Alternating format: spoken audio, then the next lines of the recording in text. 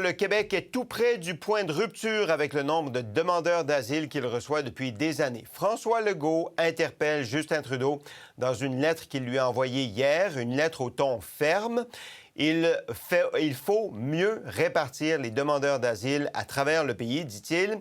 C'est quoi un demandeur d'asile? C'est quelqu'un qui craint d'être persécuté à cause de sa race, sa religion, ses opinions politiques ou son appartenance à un groupe social particulier. Le nombre de demandeurs d'asile a explosé ces dernières années. Rappelez-vous du célèbre chemin Roxham. Aujourd'hui, il est fermé, le chemin, mais le flot de demandeurs d'asile continue dans les aéroports. À tel point que dans sa lettre, M. Legault dit que les aéroports sont en train de devenir des passoires. Après leur passage en politique, ils ont trouvé asile chez nous. Michel Courchaine, Jean-François Lisée, Dimitri Soula et François Legault. Bon après-midi. Oh, quand même. Salut. OK. Salut tout le monde. Question de mettre à la table. Regardons quelques chiffres sur le nombre de demandeurs d'asile au pays et ceux qui sont allés au Québec. Donc, en 2021, 24 900 au pays. De ce nombre, 10 085, c'est-à-dire 41 sont venus au Québec. 2022, 91 740. 64 sont venus au Québec. Et en 2023, de janvier à novembre, donc décembre n'est pas calculé, 46 des demandeurs d'asile au pays sont venus au Québec. Ce qui fait dire ceci à François Legault dans sa lettre envoyée à Justin Trudeau. Nous sommes tout près du point de rupture en raison du nombre excessif de demandeurs d'asile qui arrivent au Québec. Mois après mois, la situation est devenue insoutenable. OK, on va diviser les choses, puis juste la première question à vous, Dimitri, sur le moment pour François Legault de faire cette demande à M. Trudeau, d'interpeller Justin Trudeau. C'est pas nouveau. C'est pas nouveau qu'ils disent qu'il faut une meilleure répartition. C'est pas nouveau qu'ils disent qu'il faut une compensation financière pour la prise en charge de ces demandeurs d'asile. Pourquoi, selon vous, le fait-il maintenant? Parce que finalement, cette conversation qui a lieu au Québec depuis quelques années, et ce n'est pas uniquement au sujet des demandeurs d'asile. On parle des seuils d'immigration où le Québec, depuis des années, exprime ses préoccupations, mais on fait l'oreille sourde, la sourde oreille au reste du Canada. Écoutez, ce matin, dans le Globe and Mail, il y avait un autre article, une autre tuile sur la tête du gouvernement Trudeau sur les visas octroyés à des étudiants. On va faire le deuxième bloc là-dessus, Dimitri. Exact. Donc, la sortie du premier ministre Legault, il est en train de frapper sur le clou que soudainement est en train de prendre de l'ampleur dans le reste du Canada, au point où le chef conservateur, il y a quelques jours, pour la première fois, je pense qu'on vient d'ouvrir un débat qui aurait dû avoir lieu depuis longtemps sur les seuils d'immigration, sur les demandeurs d'asile. On avait la crise du chemin Roxham, sur les visas étudiants. Donc, le bal ne vient que de commencer sur ce sujet. C'est ça. C'est comme si ce sujet-là commence à percoler dans l'opinion publique du reste du Canada. Tabou. Alors que c'était tabou. C'était tabou, voilà. Puis on ouvre sur le débat. OK. Intéressant, donc, en termes politiques. En termes d'enjeux, Michel, sur le nombre de demandeurs d'asile, leur grande présence au Québec, est-ce que M. Legault a raison? D'abord, je pense qu'on peut dire que M. Legault a écrit une très bonne lettre. J'en ai lu beaucoup de ces lettres-là. Ce que j'ai particulièrement apprécié, c'est qu'il élabore très clairement l'enjeu en chiffrant la présence de ces gens, mais en donnant aussi des conséquences de ça. Une des premières conséquences mentionnées dans la lettre, c'est qu'on doit ouvrir, ils ont ouvert en très peu de mois, 1150 classes d'accueil additionnelles dans les écoles, alors qu'on sort de 5 semaines de grève pour dire qu'on manque d'enseignants, on manque de personnel et que ça crée un enjeu supplémentaire au niveau de l'éducation. Puis il rajoute une autre information intéressante, c'est qu'on a octroyé 33 millions de dollars à 43 000 personnes en prestations d'aide sociale. Ça totalise 16 % des prestations d'aide sociale. Vous allez me dire, c'est Tu sais, c'est pourquoi il nous écrit ça. Moi, je trouve ça intéressant d'avoir ce genre d'informations-là au lieu de strictement nous envoyer une plainte, c'est trop, c'est pas assez, parce que etc. ça nous donne une perspective des conséquences, concrètes. Et là, on pourrait rajouter aussi que plusieurs de ces gens-là se retrouvent dans les refuges pour sans-abri, par exemple. Et Mme Fréchette, ce matin, sur nos ondes, a clairement indiqué que les organismes communautaires indispensables, je vous le dis, ces gens-là font un travail remarquable avec peu de moyens, mais en ce moment, tout comme dans le temps du chemin de Roxane, en ce moment, ces organismes-là, ils peinent à offrir les services parce que la demande est trop forte. Et effectivement, ils font partie de l'équation de la capacité d'accueil des organismes communautaires. C'est un peu flou, cette équation-là, mais elle se précise un peu, notamment avec les organismes. Et là, Sébastien, politiquement, il faut rajouter aussi que M. Legault, on va en parler plus tard aujourd'hui, qui est plutôt silencieux dans les médias, il écoute les nouvelles. Puis il écoute les mordus, c'est évident. Mais c'est clair qu'il s'aperçoit qu'il y a un problème d'itinérance aussi avec ces gens-là et que ça crée de la pression sur les villes, notamment. Alors, il a écouté Paul Saint-Pierre Plamondon aussi. C'est pas anodin. Hier, Paul Saint-Pierre Plamondon a fait son pré-caucus, son caucus précessionnel sur le lien entre immigration et logement. Alors, c'est une façon pour le gouvernement de répondre. D'ailleurs, il lui reproche à M. Legault de ne pas être suffisamment ferme, d'avoir trop tardé, que ça arrive trop tard, cette lettre-là. Puis de ne pas réclamer les pleins pouvoirs en immigration, ce que M. Legault nous disait il n'y a pas si longtemps que ça. Mais qu'on pourrait discuter aussi au cœur de cette émission-là. Alors, tout ça pour dire que c'est bien de le faire à cette étape-ci et je pense que c'est une démarche sérieuse. On verra ce que le gouvernement fédéral répondra. Okay. Voici ce que M. Legault demande à Justin Trudeau dans sa lettre envoyée hier en fin d'après-midi. Il lui demande de freiner et diminuer l'afflux de demandeurs d'asile qui entrent au Canada en resserrant la politique canadienne d'octroi de visas, notamment pour les Mexicains qui rentrent dorénavant sans visa puis qui sont de plus en plus nombreux. Répartir équitablement les demandeurs d'asile sur l'ensemble du territoire canadien. Fermer toute brèche qui permettrait à des groupes criminels, ça c'est intéressant, des groupes criminels puis Romain Chuet a documenté ça, là, qui pourraient tenter de s'infiltrer au Canada et rembourser au Québec les sommes encourues pour l'accueil des demandeurs d'asile.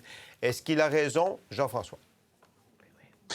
Ben, il a raison sur tout, et la lettre est très bien écrite. Je suis d'accord avec Michel. Je tiens à saluer le rédacteur, d'ailleurs, je le félicite. Écoutez... Le signataire aussi. Il a bien fait de la signer. Mais bon, d'abord, ça illustre une chose.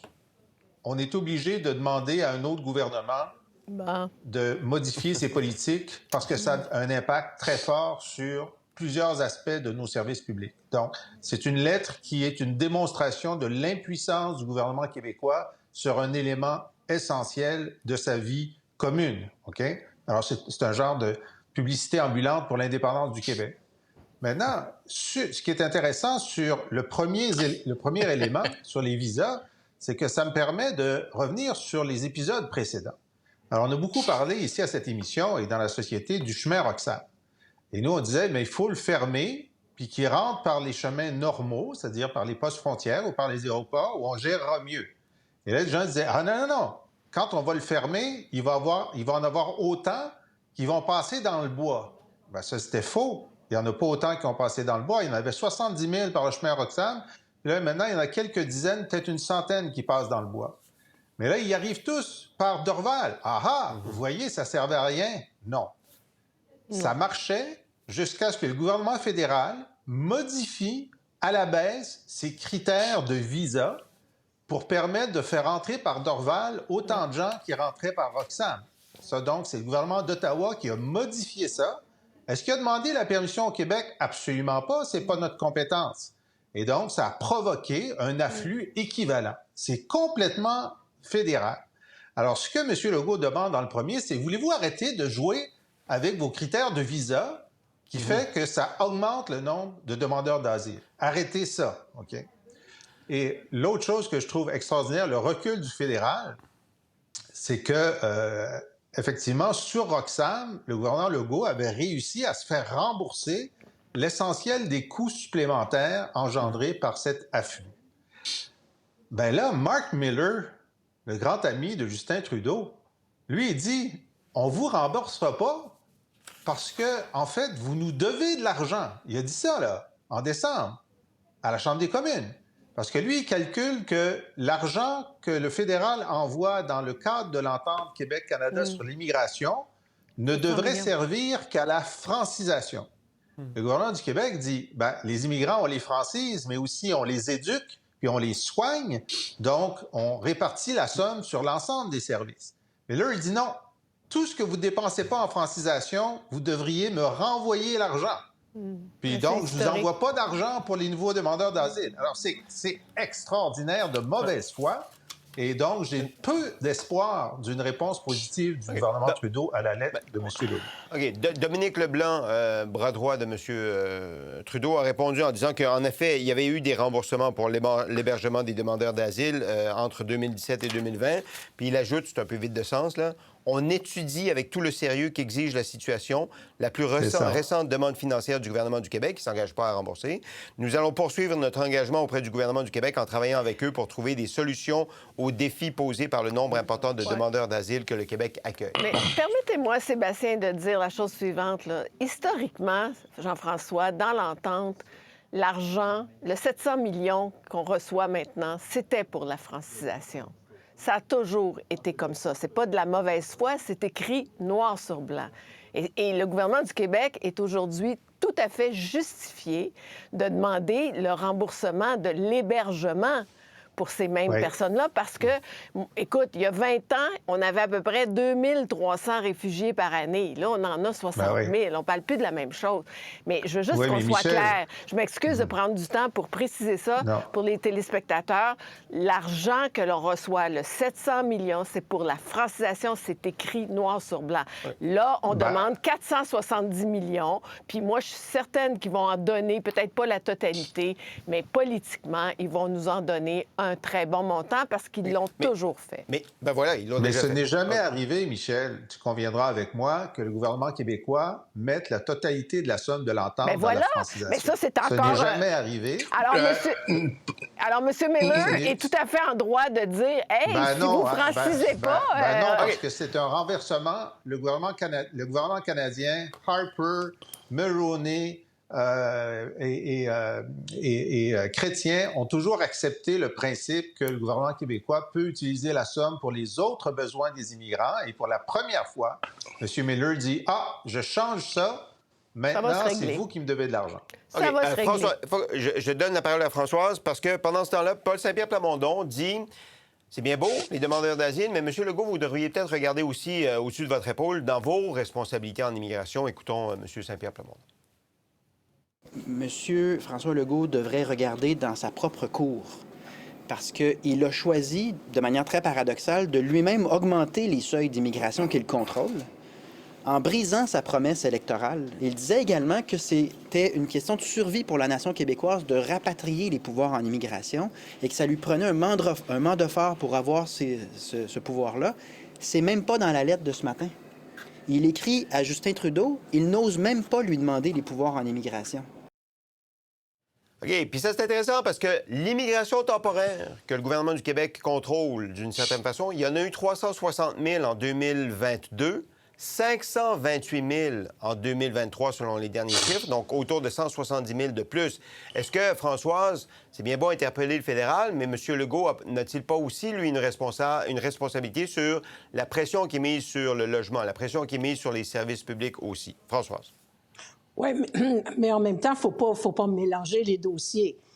Ici, on parle des demandeurs d'asile. Et on pensait avoir réglé une bonne partie du problème avec le chemin Roxham. Je pense que c'est de bonne guerre que Paul Saint-Pierre Plamondon jette dans un peu de pavé D'huile dans sur la le mare feu? ou peu importe. Ouais, c'est ça. Pour essayer. Mais c'est ça qui fait que c'est un peu mêlant, tout ce dossier-là, qui fait que c'est un peu un melting pot absolument abracadabrant pour beaucoup de gens. Et finalement, ils tombent dans la simplicité. Je ne parle pas nécessairement de nos politiciens, certains le font, mais dans la population, disent c'est la faute des immigrants. Pénurie de logement, si je ne suis pas capable d'accéder à une propriété, si je n'ai pas d'accès à un logement, c'est la faute des immigrants.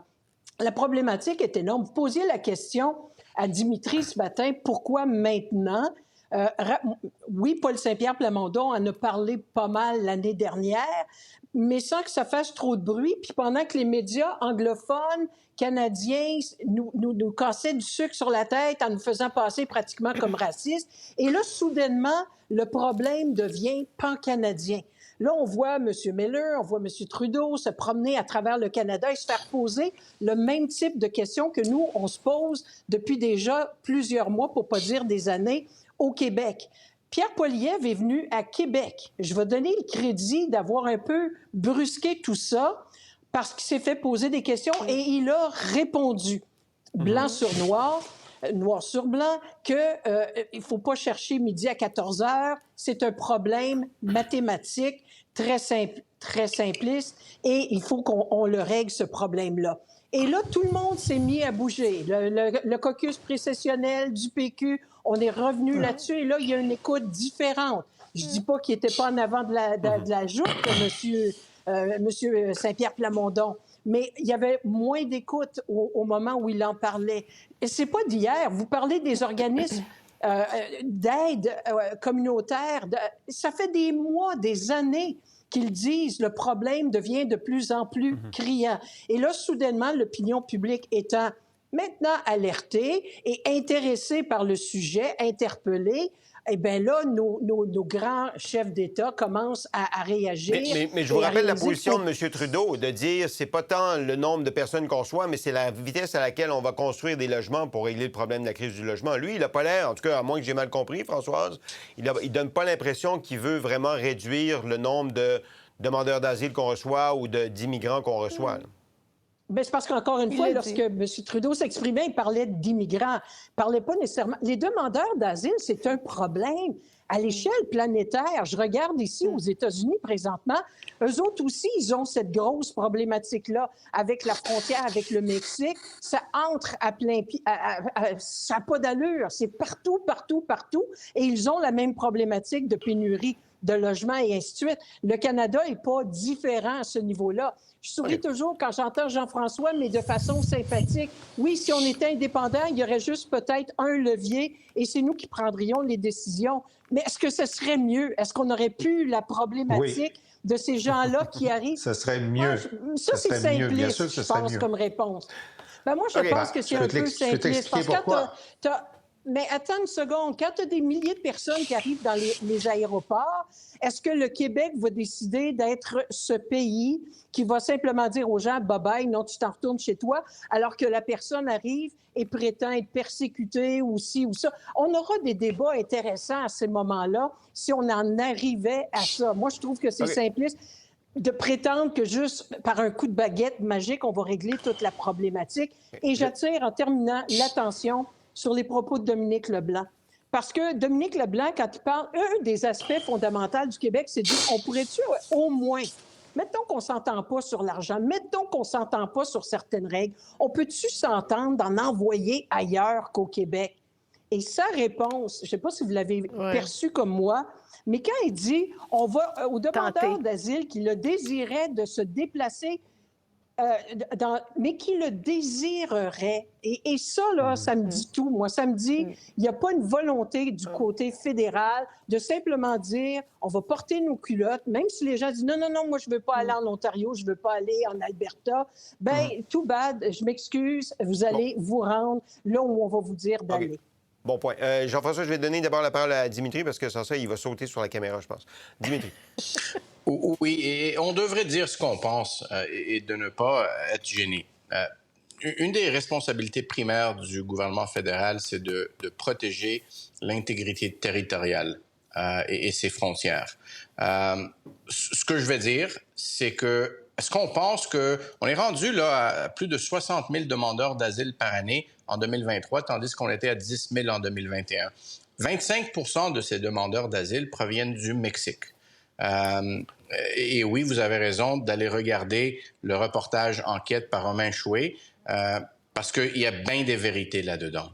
Est-ce qu'on pense que la totalité ou la vaste majorité de ces demandeurs d'asile sont des réels demandeurs d'asile? Et je vais vous donner 30 sont des réels. Et je vais vous donner un exemple. Le gouvernement Harper, parmi les milliers de bonnes décisions qu'il a prises, c'est une blague, en 2009, malgré notre réticence politique, parce que les relations entre M. Harper et Felipe Calderón à l'époque étaient très bonnes, nous avons imposé des visas au Mexique. Là, on a vu qu'au lieu de 10, 15, 20 000 demandes par année, c'est tombé à 300, 400, 500 demandes par année. Donc, avec notre système actuel où on communique si clairement on peut rentrer au Canada par la porte d'en arrière, tant sur les demandeurs d'asile que les travailleurs temporaires, que les visas étudiants, à cause de notre incapacité de protéger l'intégrité territoriale de nos frontières, on est en train de signaler à toute la planète, écoutez, puis on va en parler dans quelques secondes lors du prochain bloc, mais ça n'a pas d'allure que, par exemple, 40 % des visas étudiants proviennent de l'Inde. Tous les autres pays, par exemple, Hong Kong, c'est 3-4 %. La Chine, c'est seulement 12 %. Le Mexique ou d'autres pays, c'est 3-4 % Donc, notre système fait en sorte que ceux qui veulent tirer profit et même abuser du système, le Canada est un excellent marché. OK. En conclusion rapide, Jean-François. Oui, je ne reviendrai pas sur le fait qu'au moins, si on était indépendant, on n'aurait pas besoin d'écrire à un autre premier ministre pour prendre nos propres décisions, décider d'être moins laxiste sur les visas, à avoir notre propre... bon, alors, pour moi, c'est évident. Mais quoi qu'il en soit, on serait plus efficace pour prendre des décisions bonnes ou mauvaises. On va dire ça comme ça. C'est la base. OK, on s'entend. Je tiens à corriger un truc que j'ai dit hier qui n'est pas tout à fait exact, mais pas tout à fait inexact. Alors, sur la responsabilité de M. Legault en termes de travailleurs temporaires. Donc, il y en a 526 000 en ce moment. Donc, ça augmente de 100 000 par année depuis qu'il est là. OK? Madame Fréchette, ministre de l'Immigration, dit « Ah ben nous, on contrôle juste 33 % de ça. » Alors, les demandeurs d'asile, on ne les contrôle pas. Elle a raison. Mais sur les travailleurs et les étudiants, on les contrôle, effectivement. Ils n'ont jamais mis de quota d'étudiants. Ils n'ont jamais mis de maximum d'étudiants. Ça, c'est leur affaire. Et troisièmement, sur les travailleurs temporaires, il y en a deux catégories. Une que le Québec contrôle, mais l'autre, qui est la plus grosse, que c'est le fédéral qui contrôle. Et contrairement à ce que Pablo Rodriguez disait et que j'ai cité hier, il est faux de dire que ceux-là ont des certificats d'acceptation du Québec. Mais c'est la faute de Québec s'ils n'en ont pas. Parce que lorsque le fédéral a créé ce nouveau programme, le Québec pouvait demander, en vertu de l'entente, qu'il soit assujetti au certificat du Québec. Le Québec ne l'a pas demandé à l'époque. Et M. Legault, qui est là depuis 5 ans, ne l'a jamais demandé et il ne le demande pas dans sa lettre. Alors encore là, M. Legault ne peut invoquer sa propre turpitude sur l'extension massive des travailleurs temporaires. Donc, vous retirez la citation de Pablo Rodriguez, mais l'esprit de la citation reste. Exact. Oui. D'accord. Pour voir nos émissions en entier, rendez-vous sur la chaîne ICI RDI.